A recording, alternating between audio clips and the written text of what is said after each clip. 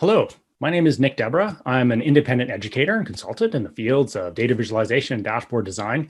And today I'm really excited to be speaking with Louise Watson, who's also an independent educator and consultant, but in the field of performance measurement and improvement. So Louise's firm, which is called Ajura Strategy, is the official partner of Stacy Barr for North America. And some of you may already know Stacy's work. She's a globally recognized expert and author in the fields of performance measurement and improvement.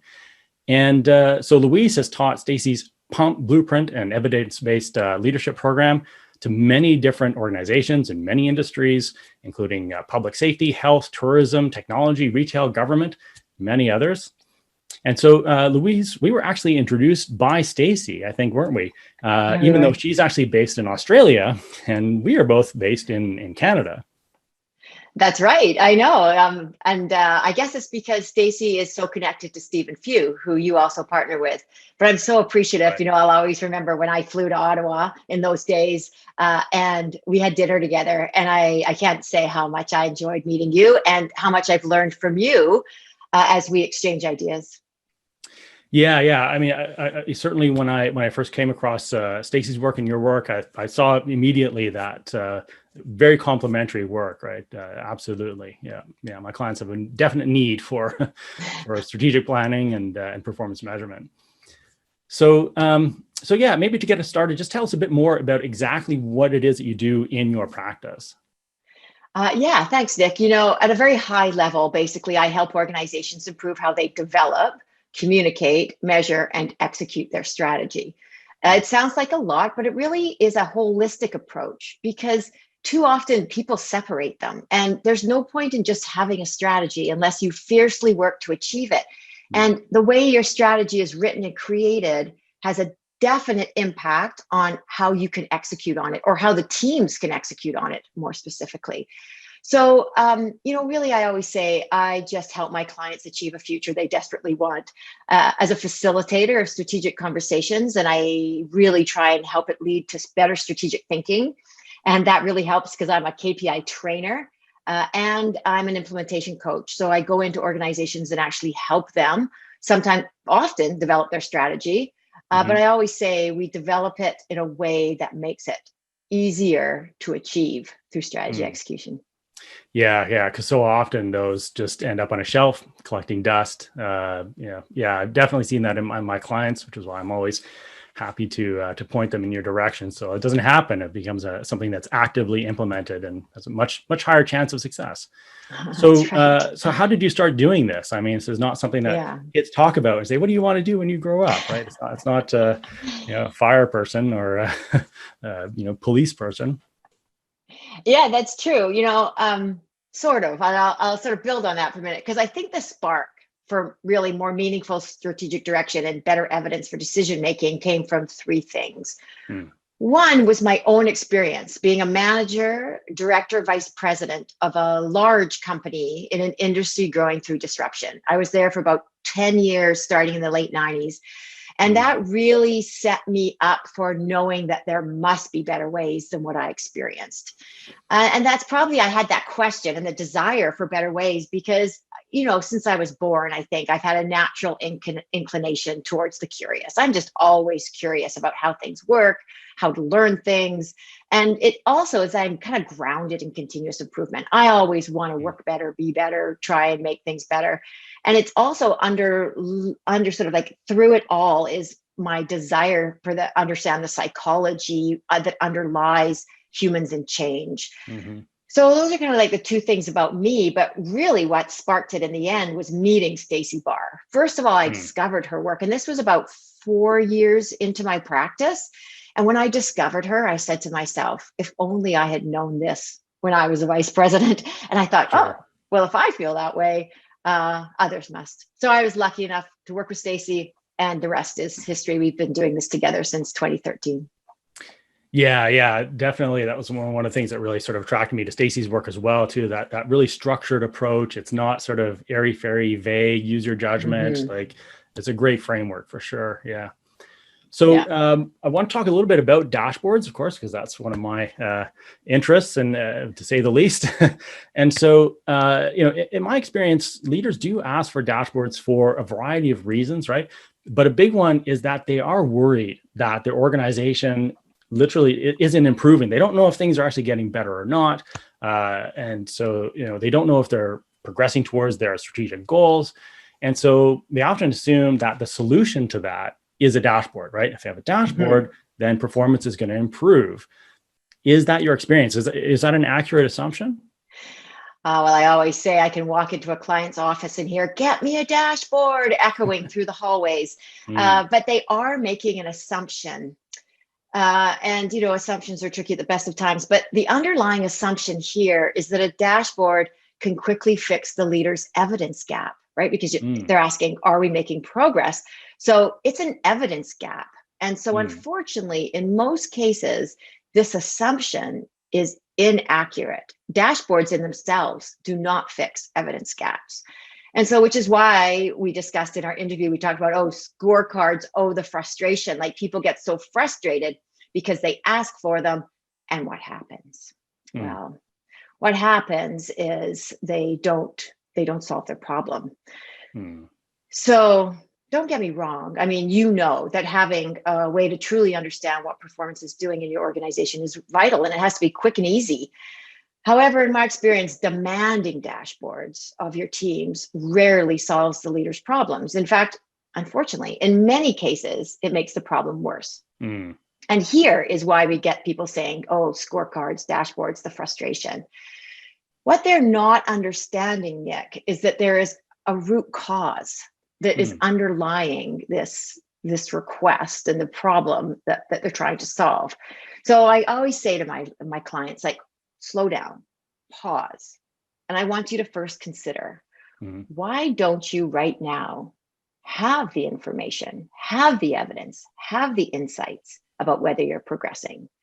And when I get them to slow down and really consider it, this mm, is what they usually say. I want evidence I can trust to make better decisions during strategy execution.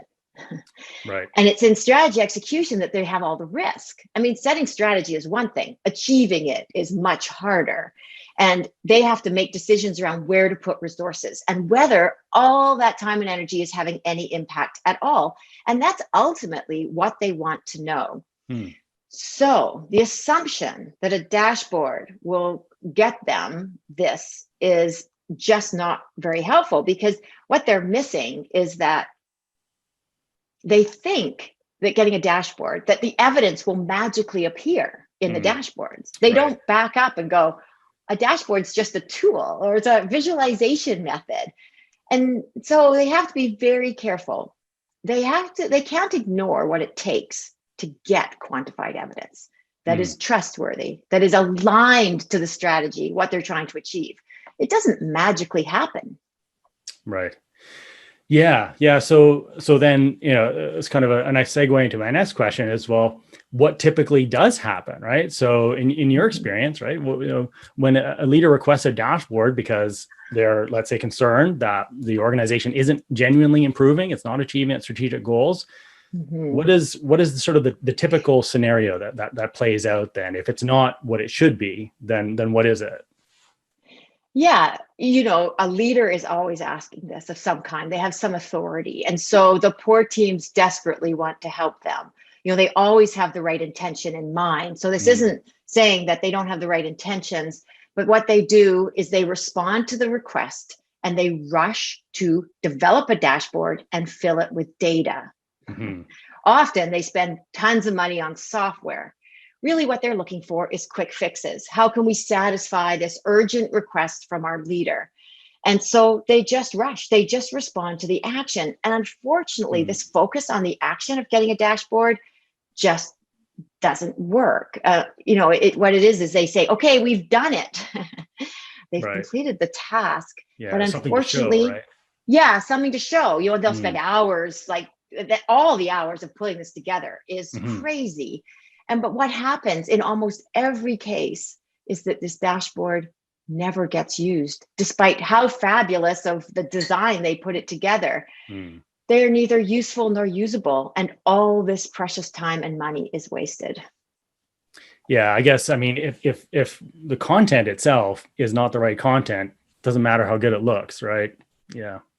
Yeah, Yeah, no, I they see. try and they find it from other places. Like they'll go to KPI libraries or benchmarks or legacy measures, or they'll Yeah, just use stuff they already have. And we know strategies about change. It's sure. going to be Yeah. usually something different they need. Yeah. Showing the measures that are easy to get as opposed to perhaps the measures that are better indicators of how things are really going. Yeah. You're See this exactly all the right. time. Quick fixes through easy methods. That's Yeah. what they do in a demand for a dashboard. Right. Yeah. So it sounds like really what you're saying is that, so a dashboard on its own isn't going to improve organizational performance, despite the assumption that often, that it will. Yeah. So what are some of the other elements that need to be in place? So you need, sure, dashboard, it has to be there, but what else, right? What are the things that people miss in terms of having, a proper full system in place that is going to yield genuinely better performance? Yeah, so it's a good question. The other elements come long before the tool of a dashboard. They have to come much closer to the development of the strategy itself. So leaders have to recognize that great measures, which produce great evidence, don't just happen. They don't magically appear. So that means that they have to think about it differently. They have to ask a different question. Mm-hmm. And the question leads them to recognizing usually that they have no consistent approach to getting this statistically sound evidence that will tell them whether all their efforts in strategy execution have them making progress. So first, the leaders, they need to invest in a consistent approach. They have to pay attention to both their own mindsets around measures and the approach they're taking to get evidence. Now, by doing it, they often don't realize they have to get specific capabilities and specific skill sets to do this. But remember, there's no quick fixes. They want a quick fix, but it will just be a waste of time and energy. So really the hard part, Nick, is there's a bunch of common practices that are actually causing their evidence gap problem, what we call their So bad measurement habits. problem. Yeah. They're bad habits. Some people feel a little touchy about that, so I call them, common practices that aren't serving you. So they have to better understand these poor practices. They have to raise their awareness that just because it's common practice does not mean that it's good practice. And then, so usually we're having a conversation about the root causes of why they don't have strong evidence in their dashboards, because often they get a dashboard and then they're like, why isn't this working? Right. And so then we have to back up the whole process of it. Yeah. Yeah. So really so many elements beyond just the dashboard that need to be in place in order to, even know if you're actually getting better, right? If the organization is genuinely improving or not. Yeah. And it leads to a really other important point, though, that we don't want to ever forget, because you can have the best evidence in the world and leaders still have problems. So the leaders have to reflect on their own part, their own behavior, their own feelings about measurement. And both of us love the psychology around it. And I remember when I was that VP going through disruption, and I hate to admit it, but the exec team spent way more time gaming the data so that they'd get their annual bonuses than we ever did trying to change the business model of the company. Yeah. And so fundamentally, leaders need to know, do I really want to know what performance is doing? Do I really want to know that? Or do I just want it to always look good? And that is a fundamental decision they have to make. Yeah. Elements of organizational psychology, organizational culture. Yeah. So many things, beyond the dashboard for sure. Yeah. Beyond the dashboard. Exactly. Which leads me to the second part of your question, which was what changes do we have to make in order to improve? So first of all, leaders have to make sure that they want to know the truth, right? That they're ready for the truth.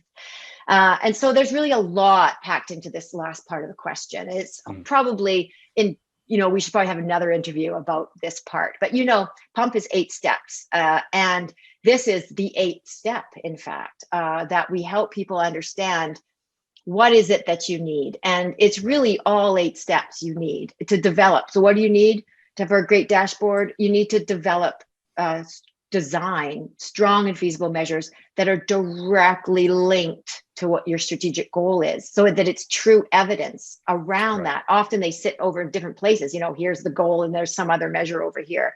You have to directly link them. And then you have to make sure that you have the correct dashboard, which, you have taught me there's 13 different versions, of which the performance dashboard is just one of them. And that's what we talk about in Pump. But it has to answer 3 critical questions to make it useful and usable. Okay. And that's, what is performance doing now? That's what they want to know. But in addition to that, they have to understand, why is performance doing that? Right. Only when they know why can they actually then go, well, what are we going to do about it? Yeah, and this is, how do we choose actions in a more useful way than they have been in the past? Mm. Yeah, no, that's great. I mean, it's so many, so many elements. Like I said, beyond the dashboard. Why I always, or not always, but often end up referring my clients to you, because oftentimes when I arrive on the scene, they have all these assumptions that I'm going to somehow fix all their performance problems because I'm the dashboard person. But then I quickly realize that they're just missing so many other elements, including sometimes just not even being on the same page about those high level strategic goals, for example, right? Mm-hmm. Different members of the management team have different ideas. So important to get all those other, ducks lined up, essentially, so you genuinely improve performance at the end of the day. Absolutely. And not enough people spend a lot of time sort of within the world of like leadership coaching and teams and everything. And very few of them understand the real power of using measurement for its true purpose, which is not for judging, but for learning and testing. And this is a big mind shift for many organizations. Yeah, not just a carrot and stick, but a real tool for improvement. Yeah. That's right. Yeah. Exactly. So it's a big shift for a lot of people. Yeah. But if you like, I thought I'd leave your audience with sort of a few takeaways on this topic. Great. Yeah. And the most important thing I would say is that great insights, which, we talk about business intelligence insights, like there are these universal words as well. But insights mean that there's information that's statistically sound to make decisions from. And those don't come from a dashboard or a report alone. So be careful what you ask for. They come from great measures, which then give great data, which then, when visualized properly in a statistically sound way to see signals of change, then you can get great insights for decision making. And it's understanding that this whole feedback loop is what makes performance measurement so powerful. So really, like the dashboard is just a holder of this incredible information if you allow measures to tell you what you desperately want them, what they desperately want to tell you. Yeah, no, that's great. I mean, it sounds like there's just, there's so much to learn. So how might people sort of do that? How might they discover more, go into more depth about these topics, which we've, clearly barely skimmed the surface on? So where could they find out more? Well, thank you for that. Well, definitely, you can Google Stacey Barr, which has 2 R's in the last name, and you can just go straight to Stacey Barr. She's in Australia, and she connects me there. So you can always find information about me there when you go to Stacey Barr, but also my local website, which is durastrategy.com, or you can just Google Pump Blueprint Canada, and I will come up. Great. Yeah. So we'll put that up maybe on a closing screen at the end so people can make sure they get the spelling right. Yeah. So thanks, Louise. That was obviously super interesting. Really glad we had a chance to talk like this. I hope we'll be able to do it more in the future. I mean, I feel we could have easily forked this off into 4 or 5 separate interviews based on all these topics. And yeah, thanks very much. And thank you for watching, and enjoy. Yeah, thank you. And thanks for the deep dive. You always teach me so much in when it comes to dashboards. So thanks, Nick. All right. Thank you. Bye.